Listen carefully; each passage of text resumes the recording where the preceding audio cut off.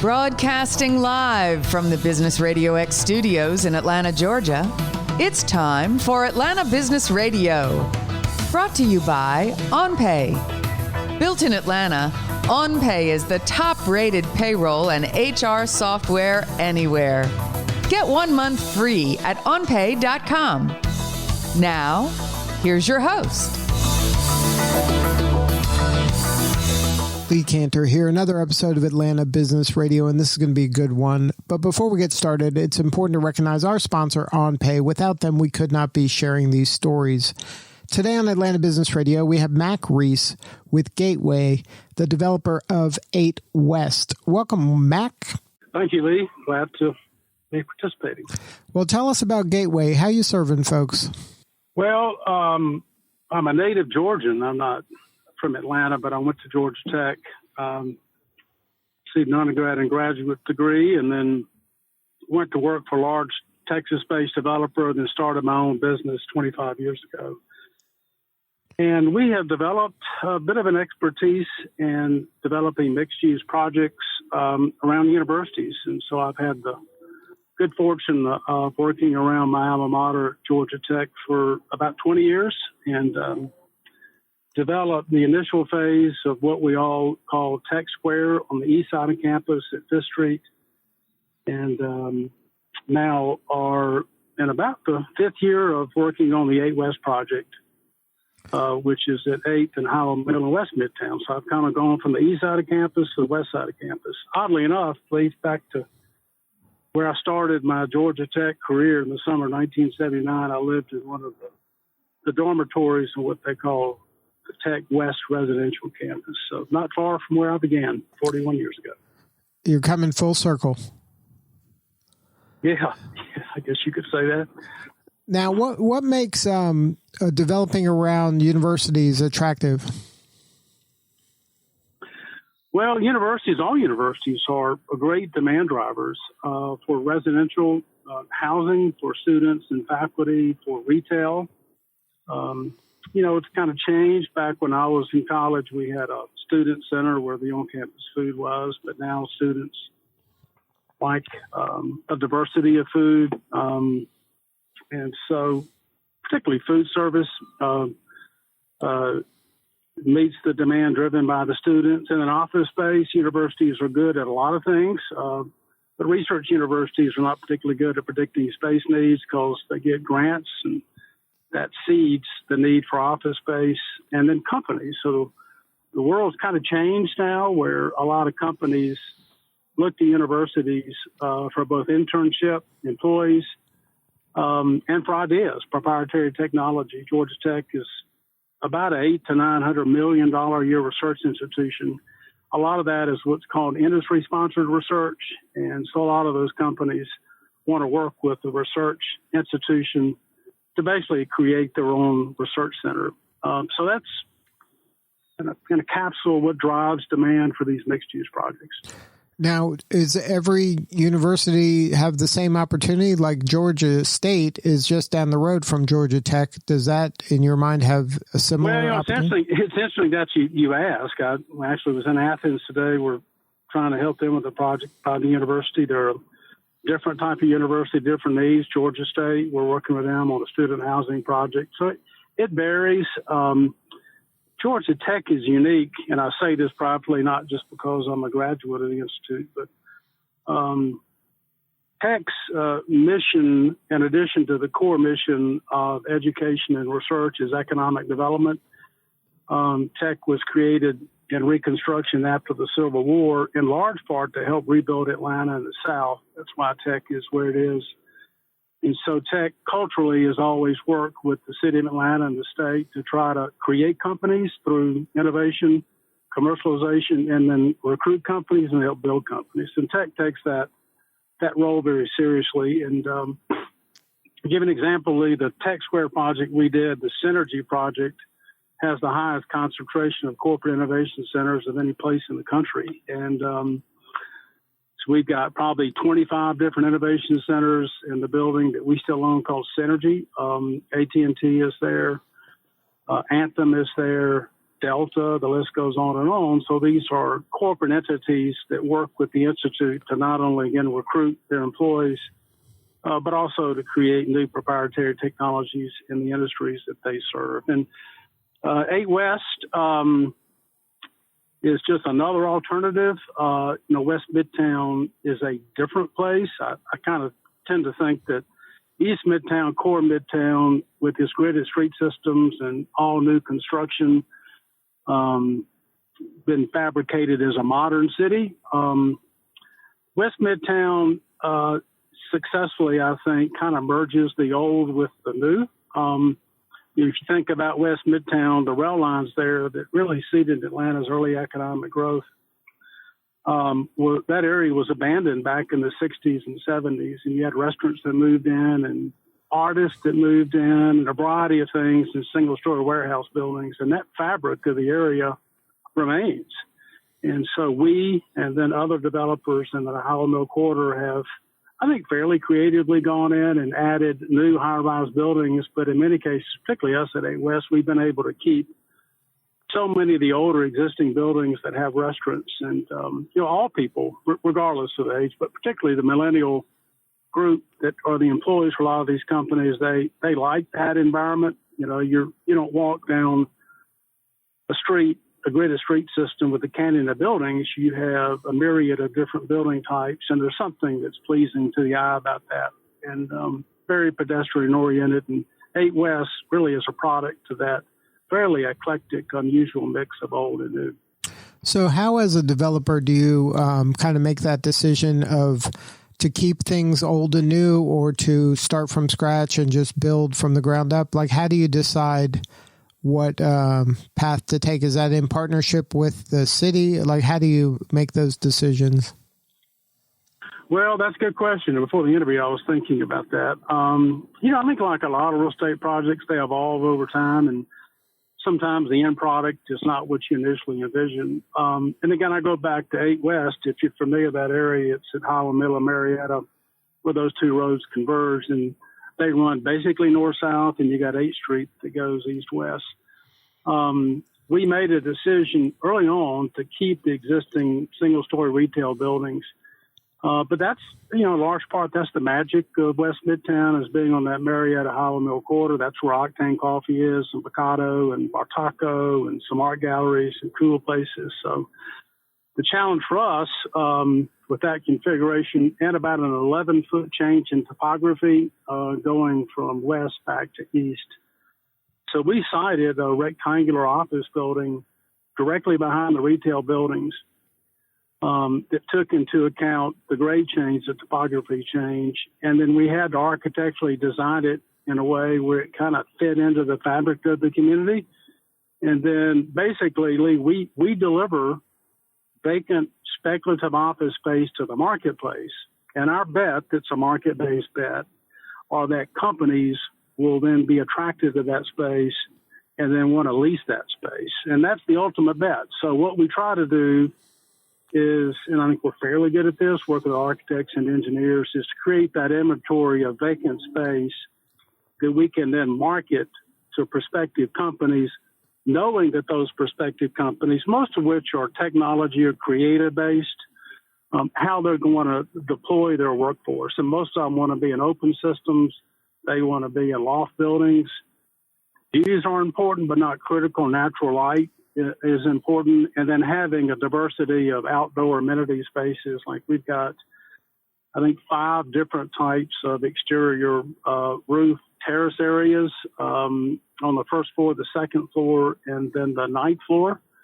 And then we've got a rooftop terrace that we've done as well with extraordinary views looking back east to Midtown and downtown. So it's kind of our job. And, we try to, and then we have to balance out against the budget. So we work the budgets. But at the end of the day, we've got to have a product that's going to be appealing not just to the companies, but it's got to be appealing to the individual employee who's going to work there. Because that's what's driving companies' decisions today is, can they both recruit and then retain their employees? Now, did you have to make any kind of pivots since the pandemic? I mean, this project's been in motion for a while, and then now you have a pandemic. happening. Did anything change dramatically, or is it just kind of going boldly forward? Well, construction was deemed an essential service by the city and the state, so we didn't miss a beat on construction. But yeah, we pivoted back in March when one of our early prospective tenants decided to put their decision on hold. They were concerned about what the virus would do to their workforce. They're still out there, and we're still hopeful that when the world returns to normal. But absolutely, it's changed how we market the building, to whom we market it to. I tell you, kind of an interesting side story, Lee, is one of the types of spaces that's now in high demand is what we call walk-up space. So don't know where you work, but individuals who work in high-rise office buildings, unless you want to walk 20 flights of stairs, you take elevators. And elevators are of concern. Whether it's valid or not, they're a concern for people who work in high-density areas. So what's become appealing to the workforce are the first and second and third floor spaces where you can walk directly into the spaces from the street. So one of the ways we pivoted is we have now gone to market the first, second, third floor space to larger prospects because their employees can enter our building walking up from 3rd Street, that's on the east side, from Marietta Highland Middle on the west side, and then 8th Street to the north side. So the individuals have 3 different points of access, and then we can construct internal stairwells. So that's a really good example of how we pivot. And, we do that every day. Some of it's based upon intuition. Some of it's based upon the feedback we get from tenants and their respective brokers. Now, let's talk about the mural. What was the thinking behind them? We're talking about pivoting. So when we were developing 8 West, these aren't greenfield sites, and so you struggle to assemble enough land. And we purchased a building owned by our partner, George Rorick, who's a wonderful entrepreneur, real estate investor in Atlanta. And the building was occupied by Laura Hathaway, who had a very successful art gallery. And Laura has been terrific. And so we relocated Laura next to our administrative leasing office on Howell Mills. So she's working with us. We share space with her, and she's in the art business. And so when we did that, we engaged her in art. She's worked closely with us to not only select art that's going to go in the interior of the building, but she has her art gallery right there. So a lot of our employees and the various tenants, and then the kind of companies we recruit are interested in art. They're creative people, so they're interested in the visual element, not just of architecture, but the individual art. So we made that a thing from day one, both in the interior and then the exterior art wall as well. So now the piece is called From the Ground Up. Yeah, that's relevant, isn't it? So the when you ask me about pivot, you've asked that question: is how do we modify and change from time to time? If you all or your listeners are interested much in architecture of office buildings, multi-tenanted, multi-floored office buildings share certain common areas like restrooms and mechanical rooms. Typically, that's on the interior, the middle of a building. That's called a center core. The leasable space is around it. And those of y'all who have been in office buildings, you know what I mean from a user's perspective.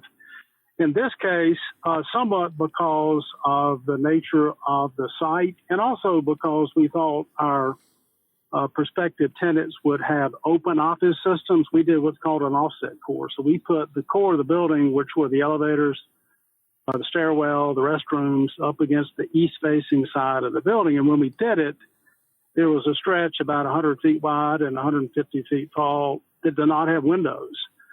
So we then went through a myriad of different design options, from masonry, just a brick wall, to metal panels, and considered a variety of different things. And I can't remember to whom I should give the credit. Frankly, maybe no one individual, a little bit of serendipity. We just all collectively decided that we would put art on it just because of Laura Hathaway's involvement and how we wanted to make art front and center. Then the challenge became what kind of art do you do? How do you fabricate it? How do you install it? Do you do it electronically? We consider electronic pieces. We have budget constraints too. I mean, we couldn't afford some of the more sophisticated type of art applications. And I think most importantly, Lee, we wanted something authentic that kind of looked like it had been there a while.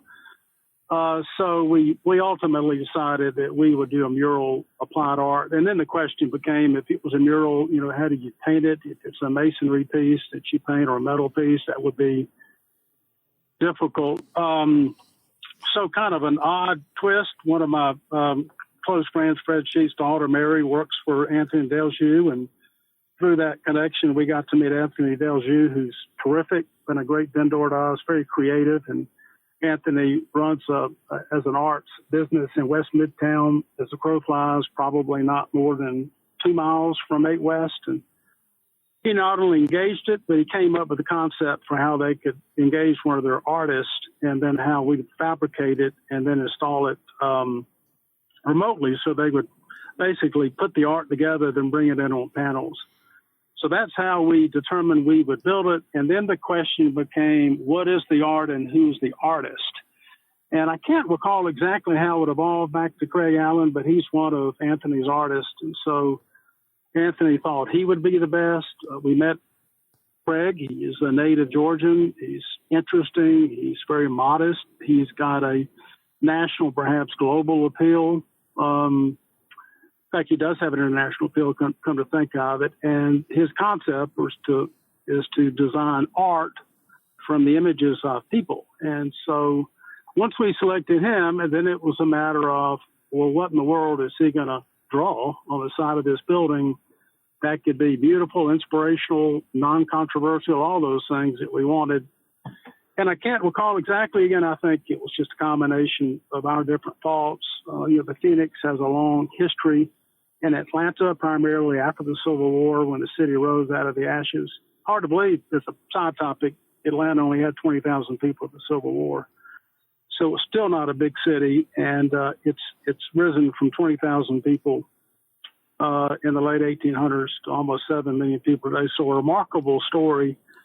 And as Atlanta has grown, it's been influenced by a lot of different individuals, people who helped build the city, literally and figuratively, and people from all walks of life, from all races, all genders, all nationalities. It's become a global city. And so we kind of came up with this concept that would have dual purpose. One is the Phoenix. It's emblematic of Atlanta's rise as a city. Then also the people who made it work.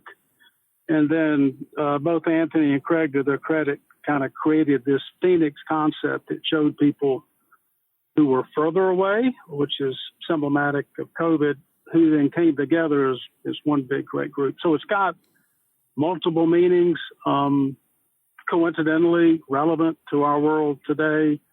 But at the rise of the Phoenix here, it shows everybody coming together, which, of course, is our expectation and hope. And it's just so far received terrific reviews from a lot of people. I can't help but to be prideful and enjoy the view of it. And it looks different. So when you see it up close, you see the people, and when you get further away, you see the Phoenix. It's just a terrific addition to the city's landscape. Had you ever done a mural of that size in any of your other developments? I've never done a mural in my life, so this is my first. I'm a Georgia Tech guy, so I'm not the most creative person in the world. My wife is, and my children are pretty creative and artistic. I'm not, but I enjoy beautiful things. I absolutely love architecture. It's for those of us in the real estate development business, we also have the civic responsibility. I mean, we are building vertical buildings that will affect the way people function and live and work. They affect the image of the city from a distance. And so there's a great civic responsibility for those of us who are in the design, development, financing, ownership business. I mean, we are owners in this building. We just didn't develop it. So we felt a civic pride in doing something that the larger city and for visitors could be inspired by. So you think that... But no, it wasn't. It wasn't me. It's the Craig Allens of the world who deserve all the attribute. Both he and Anthony Right, but it takes you got to give them the space to do what their magic. So you think that murals will be part as you move forward in developing other things, that you'll consider murals as part of that? Oh, yeah. We're it's funny. I was, the video, if you've seen it or not, but there was a video done of it. It's just terrific. And I received it. I hate to say this. I think I was awake about 2:00 this past Sunday morning. I got up and looked at my phone, and I'd received the video from Felipe. He did it, and I was just so inspired. I got up the next morning, and I sent it to a bunch of friends, and we're developing a similar project in Charleston, South Carolina, and I sent it to them, and I said we should think about how we integrate art into our projects, just because it brings people together. And it's just amazing. Art has a unique ability in our very complicated world today to bring people together. And you don't necessarily have to like it. I mean, some people like blue, some people like red in terms of artistic colors, and some people like abstract art, some people like fine art. But I think creating something that's unique and different, blending in with architecture, is a wonderful thing. I hope that this inspires different people in my line of business to try to do, tastefully design art within their buildings. And I think there's some places they fit, some places they don't. I don't think a mural necessarily fits in core Midtown or downtown Atlanta.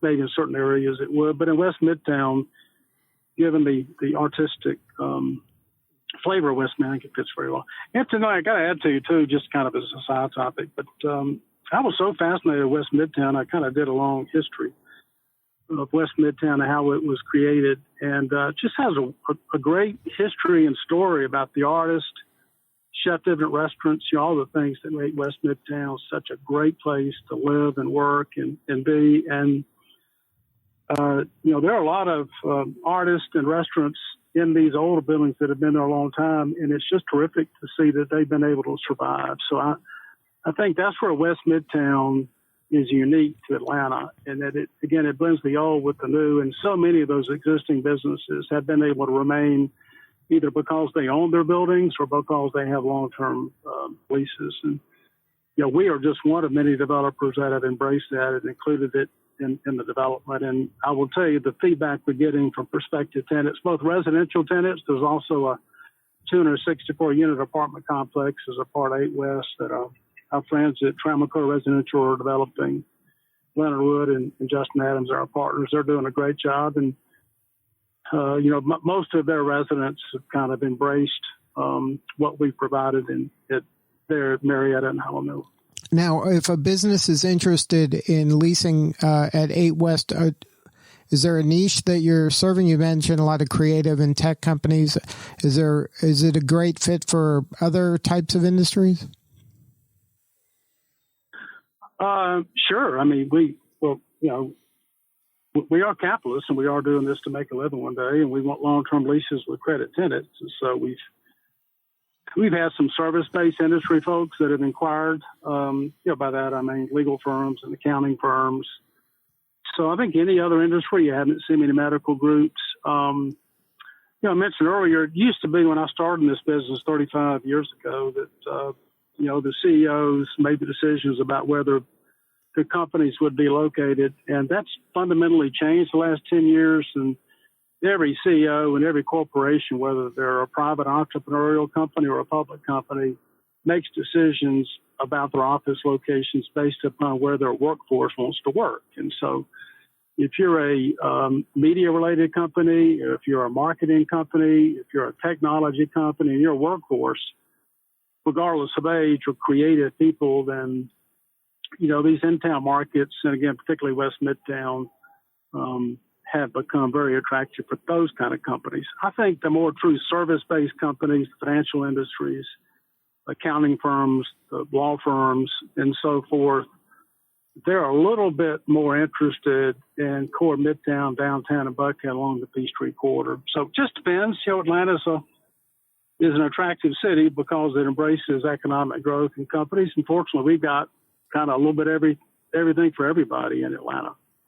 Now, if somebody wanted to learn more, is there a website? It's 8westmidtown.com. So they can go to 8, the number, westmidtown.com. Good stuff. Well, Mack, thank you so much for sharing your story. Congratulations on all the success, and really for opening up the building to art like that. I think that can really impact the whole kind of look and feel of the area. It brings everybody together. That's great. Well, I agree, Lee, and thank you for making time, and thank you for your listeners for listening in today.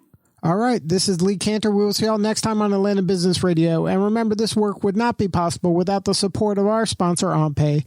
Please support them so we can continue to share these important stories. Today's episode of Atlanta Business Radio is brought to you by OnPay. Built in Atlanta, OnPay is the top-rated payroll and HR software anywhere. Get 1 month free at onpay.com.